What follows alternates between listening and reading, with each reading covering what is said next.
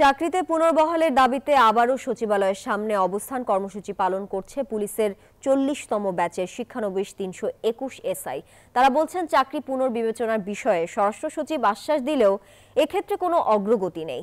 সোমবার সকালে সচিবালয়ের সামনে তৃতীয়বারের মতো সড়কে অবস্থান নেন আন্দোলনরত এসআইরা। 6 জানুয়ারি তারা স্বরাষ্ট্র সচিব ডক্টর নাসিমুল গনির সাথে চাকরি পুনর্বহালের দাবিতে সাক্ষাৎ করেছিলেন। সেই সময় স্বরাষ্ট্র সচিব তাদের দাবি বিবেচনার আশ্বাস দিয়েছিলেন। এর ভিত্তিতে 12 জানুয়ারি পর্যন্ত আন্দোলন স্থগিত করেছিল চাকরিচ্যুত শিক্ষানবিশ এসআইরা। কিন্তু এক্ষেত্রে কোনো অগ্রগতি না হওয়ায় আবারও অবস্থান কর্মসূচিতে নেমেছে আন্দোলনরত 321 এসআই। লিগ্যাল প্রসিডিউর ভাবে এগুলো অনেক আগে থেকে আগানো ছিল এবং গত 6 তারিখে এই ব্যাপারে সাংবাদিকদের দেখানো হয়েছে। আমাদের যখন প্রেস ব্রিফিং করা হয়েছে ওইখানে দেখাইছে যে আমরা যে স্মারকলিপিগুলো দিয়েছি ওগুলোর কপিও দেখানো হয়েছে।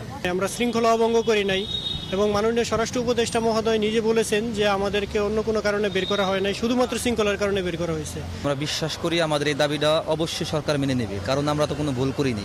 আজকে আমরা এখন পর্যন্ত কোনো আশ্বাস পাইনি, তো আমরা ভালো ফলাফলের জন্য অপেক্ষা করছি। আল্লাহ ভরসা একটা ভালো ফলাফল পাবো।